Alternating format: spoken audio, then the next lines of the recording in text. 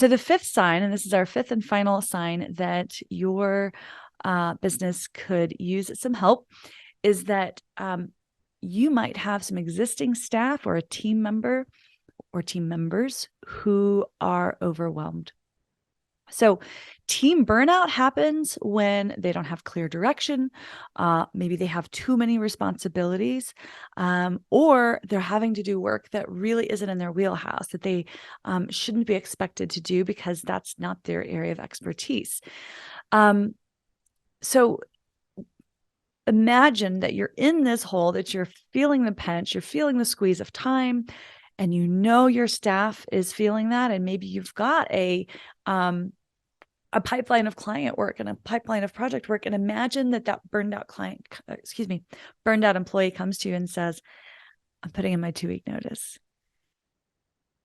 Where does that leave you? How do you get from already pinched to this is just going to squeeze you even more? So if your existing staff and team are feeling overwhelmed and burning out, you are super vulnerable at this point of making that feeling of overwhelm for everybody even worse.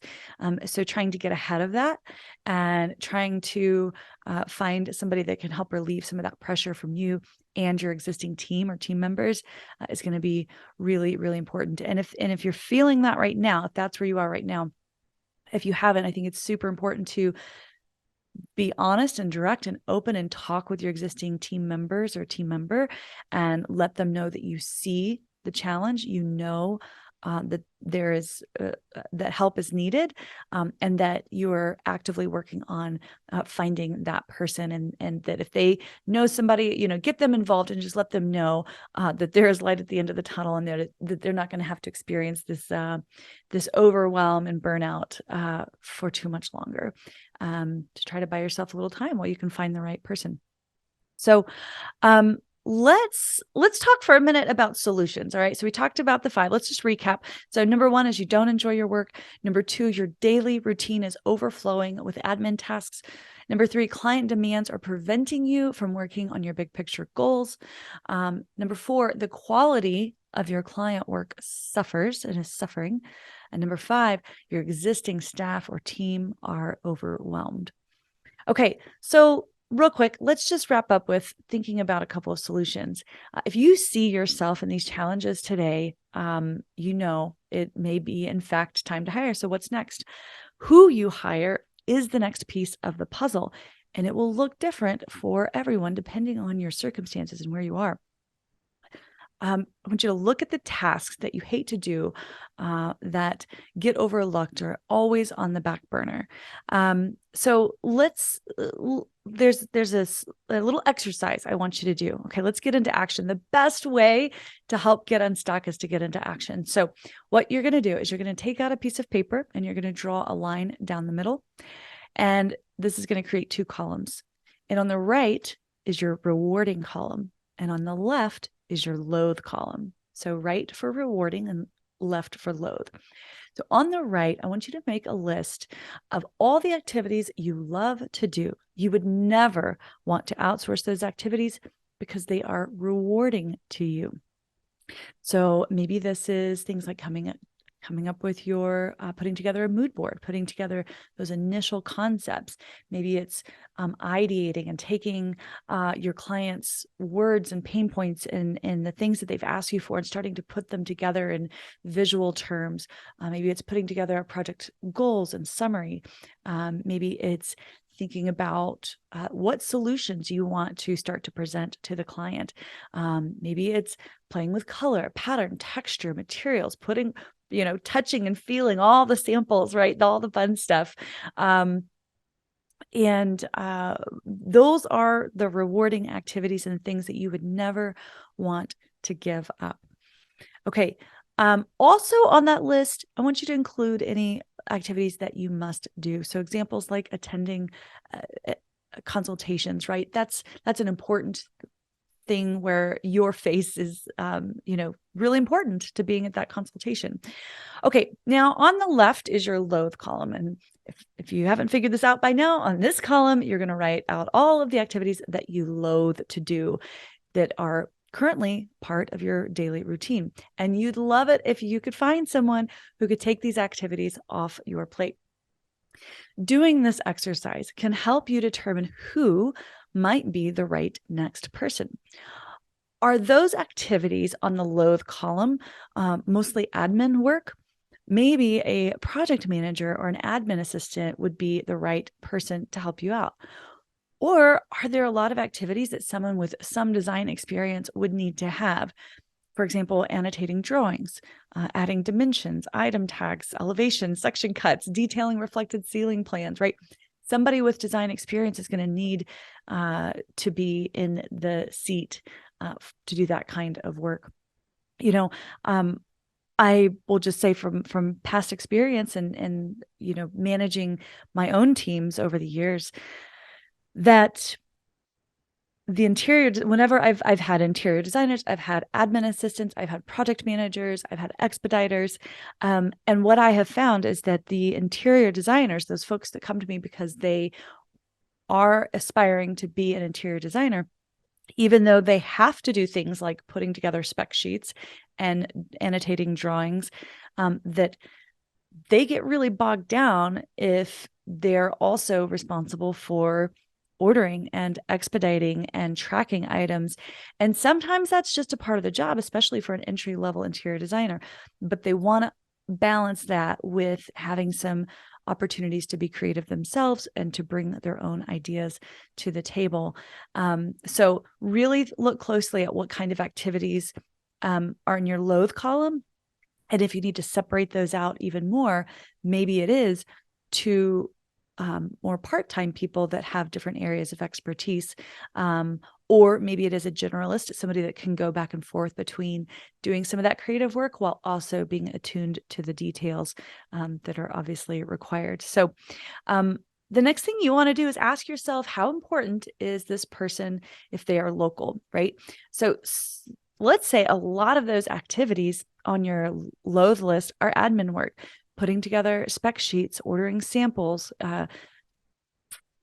managing your inbox, managing your calendar and your schedule, fielding client calls and emails, and filtering those down to you. That doesn't necessarily need to be a person that is local. This could be a virtual assistant that helps you put these things together. If, on the other hand, some of these activities are the kind of activities that mean you would need to have a boots on the ground person, right? Then that's a really important consideration when thinking about your next hire. So when you have a boots on the ground person, there are activities that they can help you do that someone that is remote couldn't. So for example, running errands, so many errands, picking up samples, doing returns, taking art to be framed, joining you at consultations and helping to take notes so that you can stay focused and keep eyes with your client. Assisting you with site measurements, right? So if you're doing a site survey and you're doing your site measurements, if that's a requirement for the project, doing those alone is practically impossible. So having somebody that can help you do that, or better yet, someone that you can train that can run an entire site survey for you, and you don't need to be there for that. Like that's the next level, right? And that's the dream. Somebody that can put together client binders, somebody that can put together, organize the sample trace, that can help you organize your sample library. Those are all the kinds of activities that having a boots on the ground person, I feel like I'm saying boots like I'm real Southern today, boots on the ground. It's just because I'm saying it so much. Get your boots on the ground person can help you do those things. And so you're going to need to decide in that loathe list of activities, maybe take that list and prioritize what are the ones that would be like the first activities you'd get rid of. And this exercise will help you to determine who is going to be the right next person. And from there, you can write a job description. You can decide how many hours a week you're going to pay them. You can decide whether they need to be remote or local or whether you want to hire somebody on a contracted basis or hire an employee. All of those are kind of the next steps. But first and foremost is identifying, number one, yes, in fact, hiring is the right next step for me. And then who is that person that I need to hire? All right. So we're going to wrap up here. And I just want to close talking a little bit about mindset. Continuing to try and wear all the hats is going to keep you stuck. Not hiring can hold you back from getting to the next level. Human resources can be the ticket to help you get to the next level. And employees can actually help you earn money through marking up their hours, through helping increase your capacity for projects, through helping you reach milestones more quickly, and helping you to provide a greater level of service for your clients, the kind of service that are going to allow your clients to be eager to share your name with the folks in their sphere of influence. So you can't be good at all the things all the time. You can't do all the things forever without burning out. And if you stay in this place of what we described earlier, your service is going to decline and it's going to cost you future clients and projects. So I want you to think real clearly about what is at stake if you continue to spin your wheels without hiring. So if you need to do a little bit of mindset work, if you need to do a little bit of money work, if you need to think about your money story, if you need to, which can also mean like looking at your books and seeing where, where you stand financially and making sure that, yes, you have to be able to afford someone, but chances are if you're feeling this stuck, if you're feeling this much overwhelmed, it probably means that there's a good amount of work there for you. And the only way you're going to continue to grow that pipeline is to get help that you need so that you can serve your clients at the highest level, so that you can sleep well at night, and so that you can fall in love with your interior design business again. All right, so get out that piece of paper and make your loathe and reward list. I'd love to hear from you. Feel free to send us a message. Let us know how this episode resonated for you. And hopefully this can help you figure out if it's time to hire and who. All right. See you next time. Bye for now.